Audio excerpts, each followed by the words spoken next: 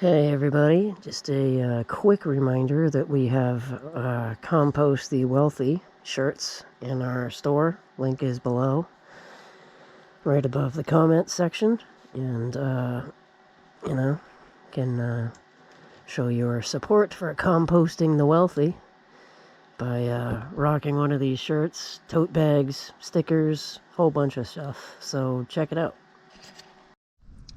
We've got some boysenberries here from Rudy's Original Boysenberry out on the west coast, and California actually. And after I ordered, I got an email from the farm saying that these aren't going to survive in my climate and they would be happy to cancel my order. And I informed them that I had in fact had boysenberries survive in this climate before.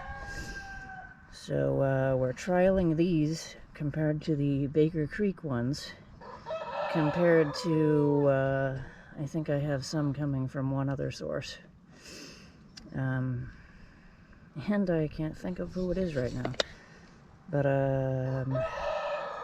yes, so we saw the Baker Creek plants. They were already leafed out when they got here, and most of the vegetation was damaged and is now fallen off. And two of the boysenberries and two of the golden raspberries have started regrowing, but we can see that Rudy's Original here doesn't sell plants that are leafed out. They sell little rootlets. There's a nice clump here with a major root system and a couple little rootlets branching up here that need to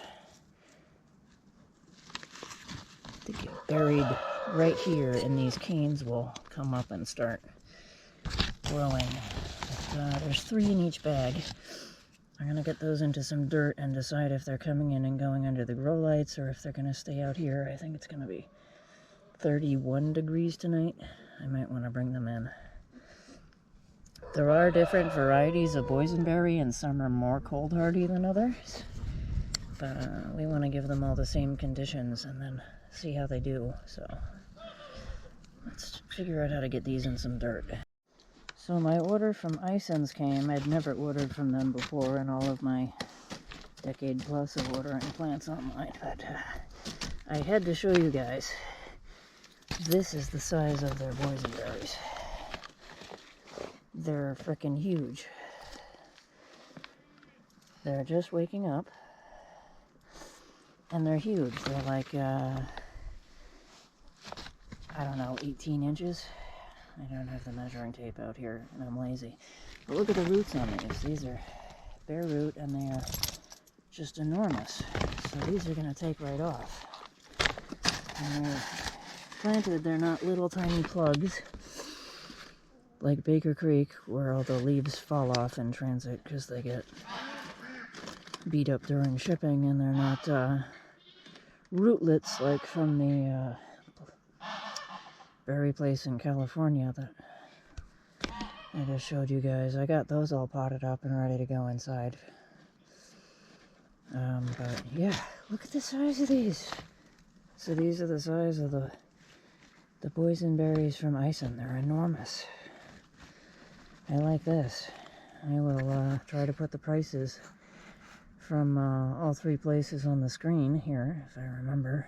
But look at those. They're huge.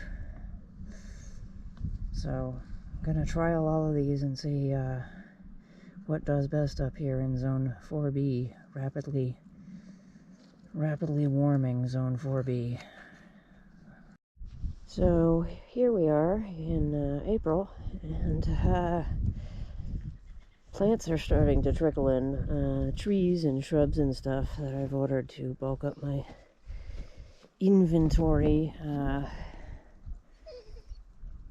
Don't want to make any announcement yet, but have a plan I've been trying to do for like 10 years, and my family has not been financially supportive, and I just can't wait anymore. I mean, things are not looking up or getting better, and this is, I don't know, like, it doesn't look like things are improving. Land prices aren't getting cheaper. Prices of nothing are getting cheaper, especially with the current unbelievable stupidity going on right now with these tariffs. So plants have started showing up, and as we can see, ground covered in snow, and goes from thawed to unthawed to frozen. And so last night I covered these up. We got some figs in here, some boysenberries, some what else is in here? Some nice plants in here. I can't remember what the hell else is in here right now. This is only one small order that arrived, and part of another. This is not greenhouse plastic. This was a bag that some hay got delivered in one day. Oh, there's a couple of honeyberries in here, and I think 2 apricots. Anyway, the boysenberries in here and 2 of the figs and both of the honeyberries have already started to leaf out, so they are not going to appreciate this. So, hence this bag over them. Was hoping that would protect them a little from the snow and freezing temps. It's gonna be down in the teens tonight, I think, so kind of worried about these. And so yeah, hence the ugly dirty bag here. We've got our fall gold raspberries and boysenberries resent from Baker Creek, and of course they have arrived when it's doing this, so it's going to be a little difficult to pot them up and get them in the house under grow lights without a greenhouse. And this is one of many things that's been holding me back from starting a plant and tree nursery for the past 10 years, or growing my own food or anything. It's impossible to do much without a greenhouse in a USDA Zone 4 climate. So, see what we can do with these, but yeah, not looking too good for digging dirt right now. It's a little wet and crunchy. Okay, we got our box open, and these look like they are in much better shape than the previous batch that was sent. At least the ones on top.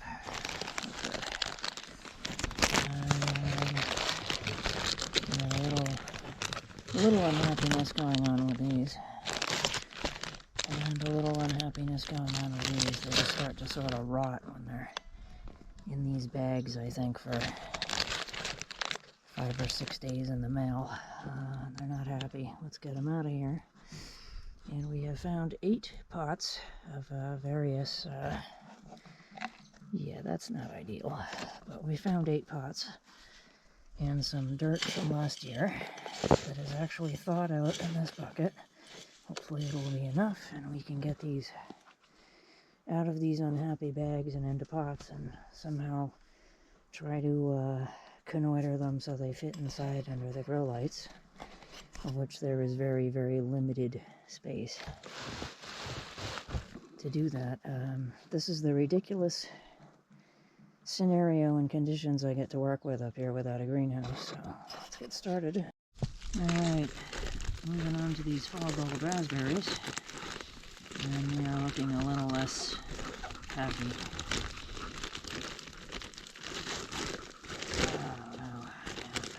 A little less happy here. Okay, yeah, we got some damage here on the leaves. Those are probably going to die back. Gently remove that over to here. Okay. Yeah, let's get these in the dirt. We will make sure these are nice and happy here. There's still some clumps of frozen dirt here. Try to get the loose stuff. You can say there is loose stuff.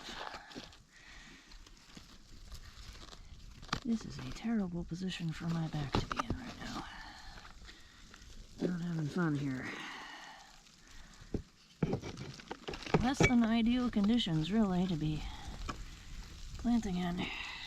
Oh, shit. Oh, my God. Getting old sucks, everybody.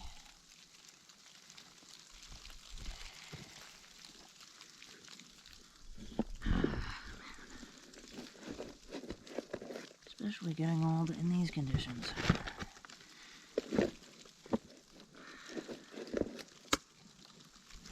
Alright.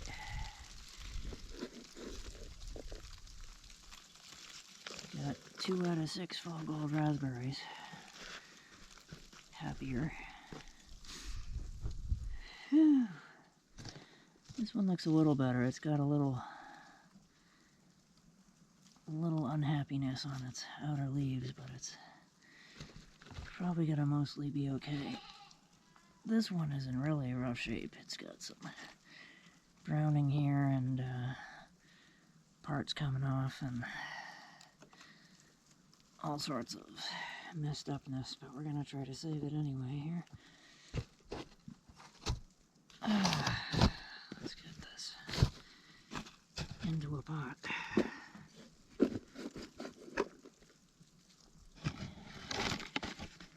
Save your sanity. Start a garden. Grow your own food. This is, no one's coming to save us, everybody. They are taking away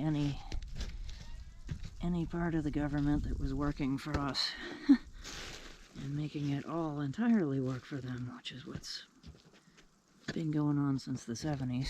But they're not even trying to hide it anymore. Great way to resist is planting your own garden. Somewhere, somehow. Growing your own food. Great way to do a nice anarchist rebellion against what's going on with this billionaire takeover here.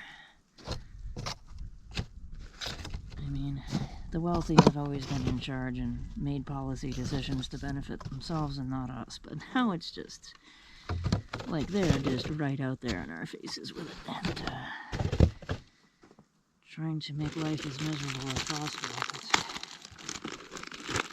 You know, I'm sure kids when they grow up want to be working in a textile factory for $6 an hour so we can compete with other countries. And billionaires can put tariffs on everything.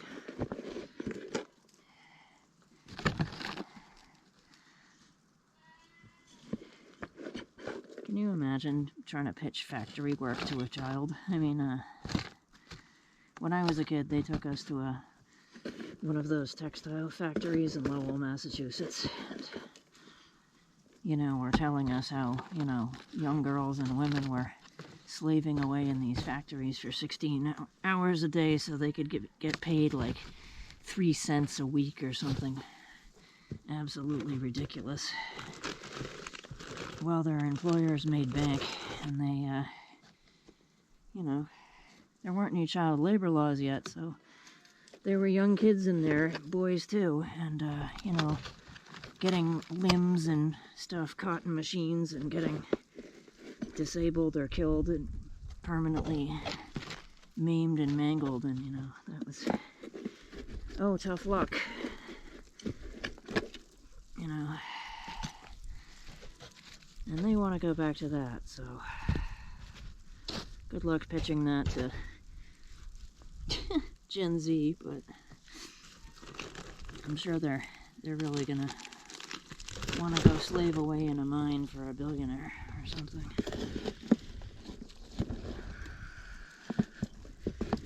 Like, or work in a factory over, you know, a giant pool of like molten steel or something all day. Incredible heat and unsafe working conditions. Yeah, bring those manufacturing jobs back, right? Who the hell wants that?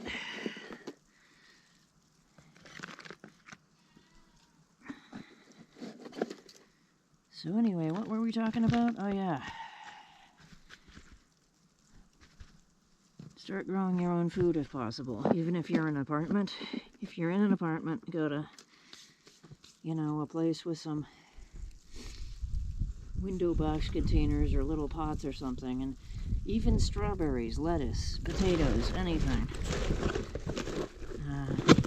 If you have an apartment that's on the second floor and you have roof space over the first floor that you can open a window and put a box out on, do it. And if you have your own land, definitely grow your own food right now.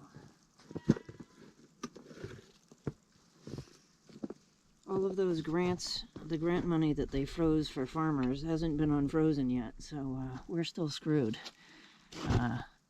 I was going for a fencing grant and a high tunnel grant, and all the money is still frozen.